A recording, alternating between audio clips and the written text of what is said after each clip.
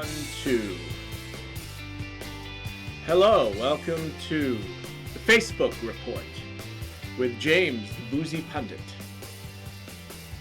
I have been trying to do some kind of situation with recording shows with then me commenting. It's proving to be an amazing technical challenge. When one thing goes right, another next wave of things goes wrong. Recordings don't go through. The audio wasn't right. There was interference. The internet stopped.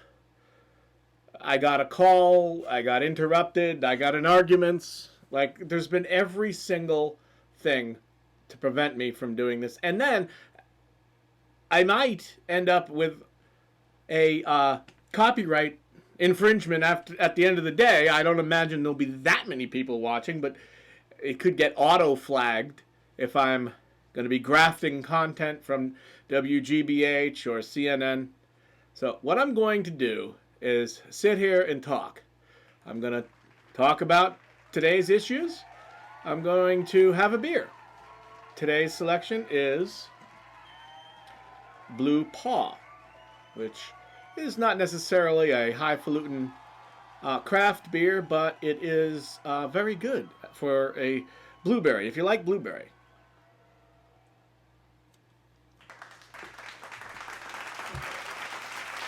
Now, in a moment, I'm going to look into Facebook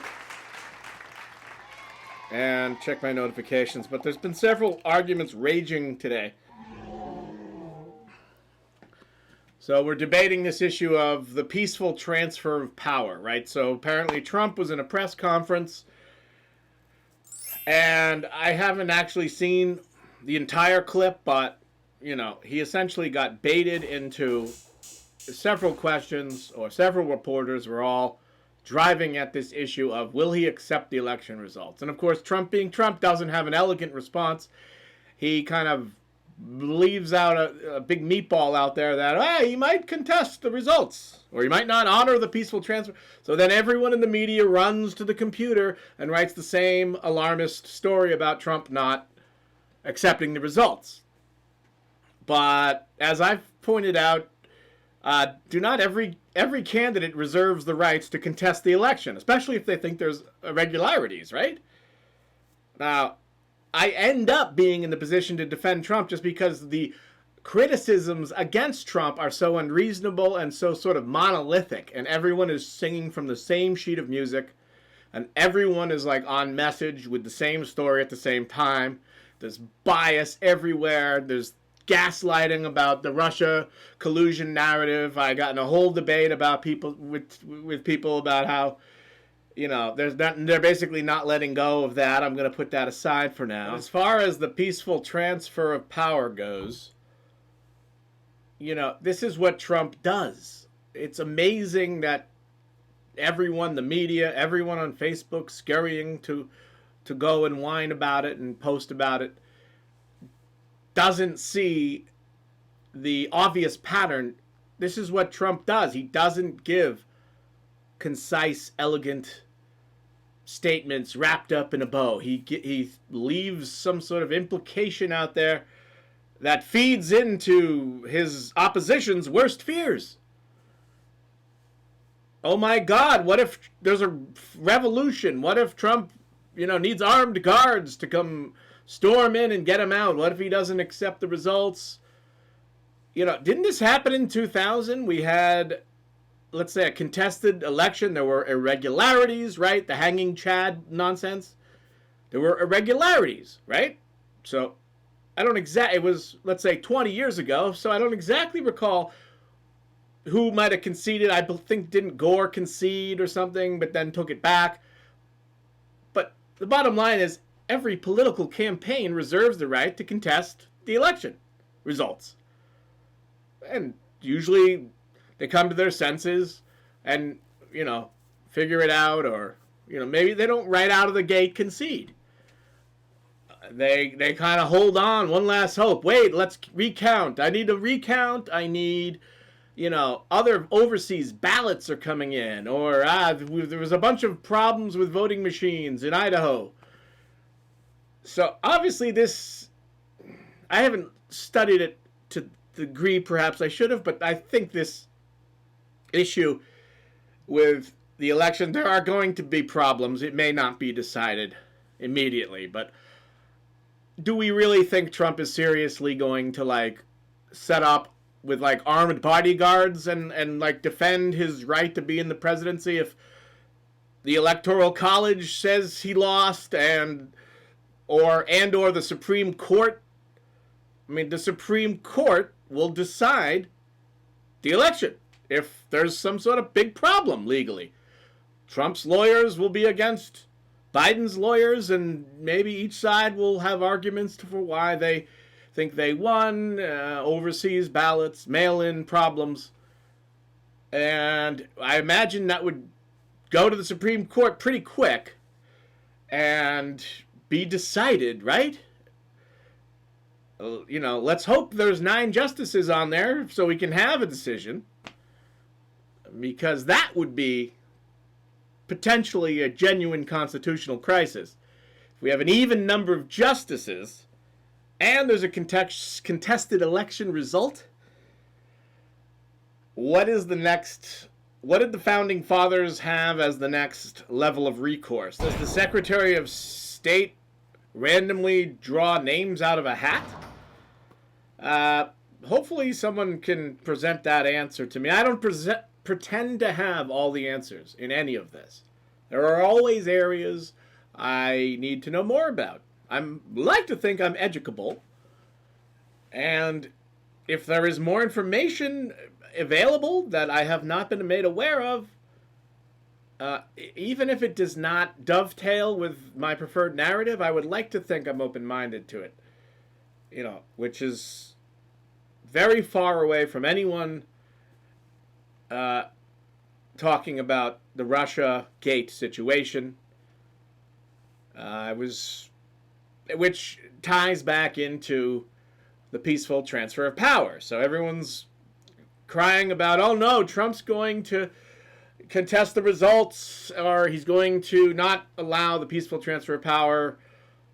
And kind of my contrarian thought was, wow, what short memories do we have? The Obama transfer of power to Trump, to me, was anything but peaceful, right?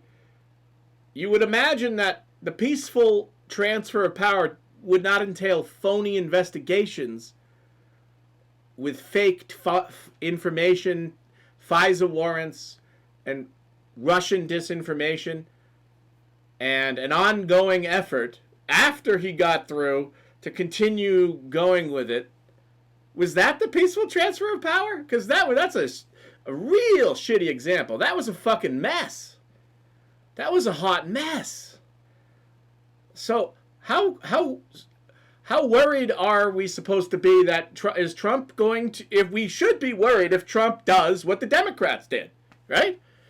If Trump comes up with phony elections about, say, guess what, Biden and Burisma, Ukraine, everything somehow ties back together to Ukraine and the impeachment, and of course Biden has to be the candidate who was there during the Obama administration and was actually involved with, supposed to be policing Ukraine, or he was assigned to deal with Ukraine. Meanwhile, his son is making millions. The report that came out, you know, to me is a side issue. Hunter Biden, I don't, whatever. But that's a lot of fucking money to be making from a foreign government. That is clear influence peddling, okay? It's influence peddling. And influence peddling is legal corruption. So, and I'm sure, does Trump have a squeaky clean image when it comes to, like, nepotism? No! But that's not the point. It's not whataboutism. It's not tit for tat. It's not a zero-sum game. If Trump does this, it's a false equivalency. People I like to argue. You're making a false equivalency. No, I'm pointing out one set of facts over here. Trump also might be corrupt. What do you got? So, but let's not sort of delude ourselves that one is like amazingly cleaner than the other, which brings me to One of the other things I was working on, which is this Frontline documentary, which, oh my God, I was going to cover the debate, or no, not the debate, the Biden town hall, which a couple days ago on CNN, or maybe a week ago. There was a Biden town hall on CNN, which was a fawning softball question after softball question interview. Everyone from the audience was a Democrat. Like, what are your thoughts on, social justice? What are your thoughts on climate change? I think there may be one or two challenging questions I wanted to go through with a picture-in-picture and kind of analyze each one, but people can watch for themselves and make up their minds as to that event. It was Anderson Cooper there kind of helping Biden. Biden would sometimes, get off topic, or sometimes as politicians start to panic that they can't answer the question and sort of meander totally into other subjects and start ranting. Now they're ranting about energy when we're supposed to be talking about, the economy or climate change. They evolve into different questions that they feel like answering. It is the host's job to take them back to where they were, but this was clearly Anderson Cooper sort of throwing a lifeline a lot of times. Sir, over here where the young lady's question is on the chyron, and the viewers at home are like, what the hell is he talking about? And Cooper's like, oh my God, Cooper's thinking about production values. Wow, the people at home are wondering, when is the answer to this person's who's standing up with a microphone question going to come? Sir, and reminding you about what we're supposed to be talking about. Oh, gee, thanks. This was some softball town hall. So you've got that. I mean, we can assume CNN does that. I mean, that was pretty laughable. So then we sit down to watch this Frontline. Or I think I had heard that Frontline was going to be covering this because there was, I think, a John Bolton interview.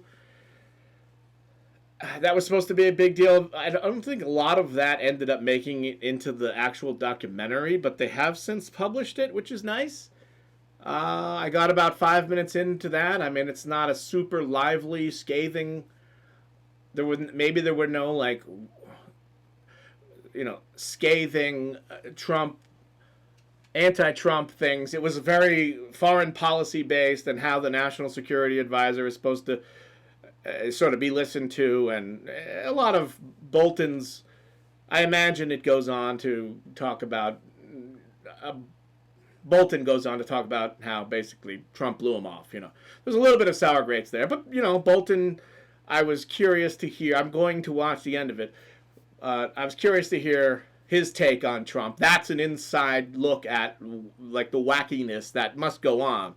We all understand the Trump White House is wacky, and he's firing people. There's new people coming in. John Kelly, Reince Priebus.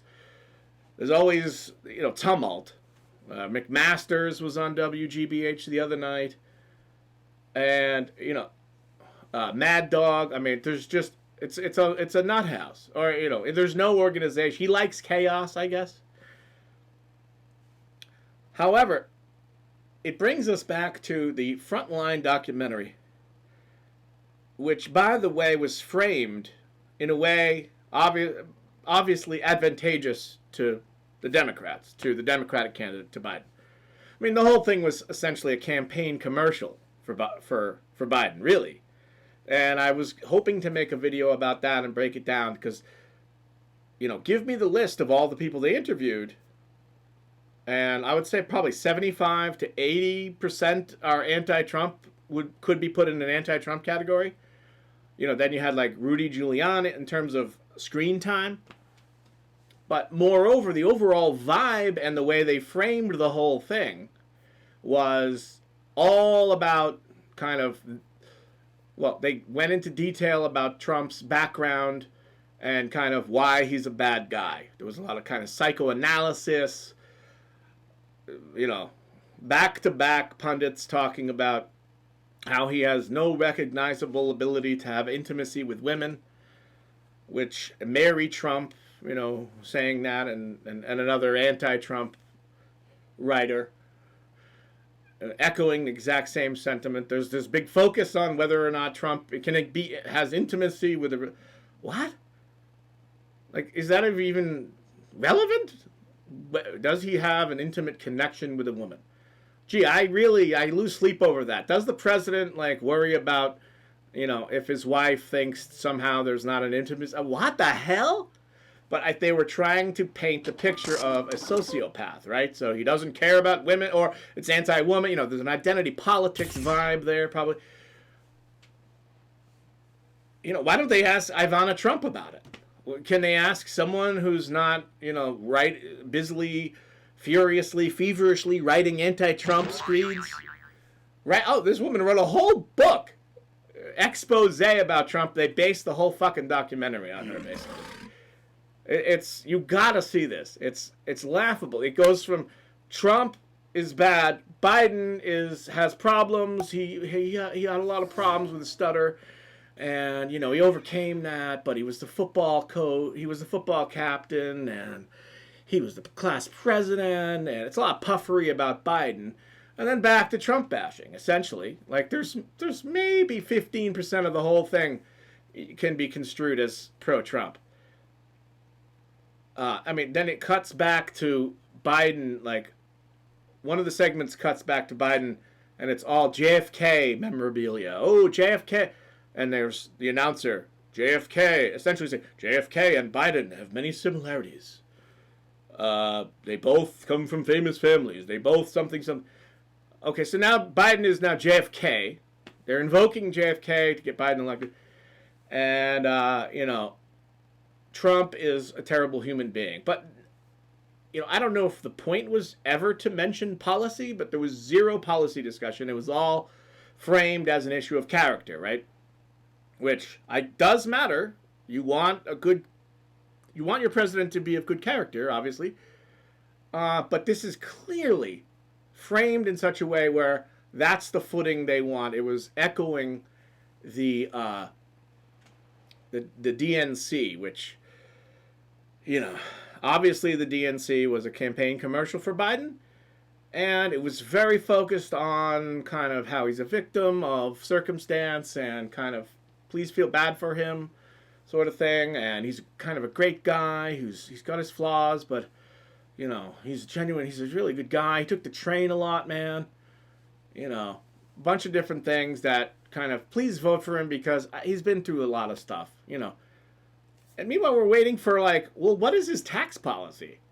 So, in this Frontline documentary, there's zero discussion of policy. If you're waiting to find out Biden's tax policy, or even the hint of where he might fall on the ideological spectrum as far as policy, there's zero. It's all framed about this issue of who's a better person. And then I will end this discussion about this with this. At the very end of the documentary, the announcer says what he says, and that's the way it is, or whatever. And then there's a sort of postscript line read by someone who is not credited. We don't know who it is. It's got to be one of the anti-Trump pundits. Or maybe they brought in a new anti-Trump person for the final thing. And then they were like, and he was like, and this election is all about who the better person is, or something. Or who it's about the character of it was like straight from the Biden preferred way of framing things. We're going to just bypass policy. We're just going to make it about personality. Now, obviously, when Trump is the person you're running against, Trump's personality is so front and center and wacky. I get that we have to focus on that to a large degree.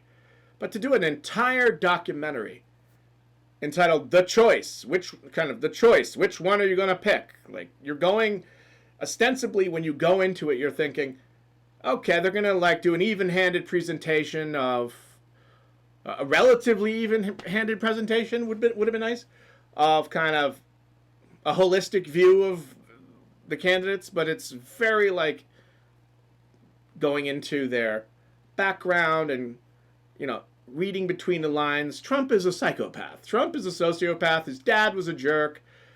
Trump went to military school and learned how to be a bully. There's a lot of the word bully is mentioned a lot. And actually, it's 48 minutes in until you hear the first what you could call anti-Biden sentiment.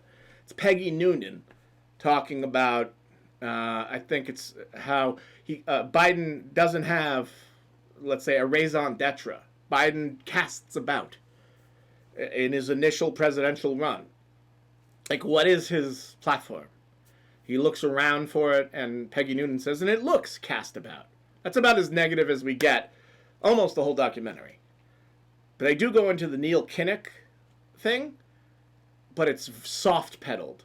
The announcer says, he was very obsessed with this commercial by Neil Kinnock, and he made his words his own. No, he fucking copied. He, literally, word for word, used it in a debate, and he didn't attribute it. I don't think he ever intended to. Yeah, it was a cheesy move. He thought he would get away with it, and he didn't, and he walked it back and apologized. And I don't think that should have sunk his whole... I don't think that one thing should sink an entire presidential campaign. But, in those days, there wasn't Armageddon going on. You had to focus in on one or two things. The good old days, when, let's say, for Romney, that he once drove with a dog on his car roof. And he mentioned the phrase, binders of women. I kind of miss the quaint old days when those were big issues. Now we have, which side versus Russia is the president on? Is the president an agent of Russia? We've gone quite beyond the pale of any kind of reasonableness lately. And that's where I'm going to take a break. I need a beer.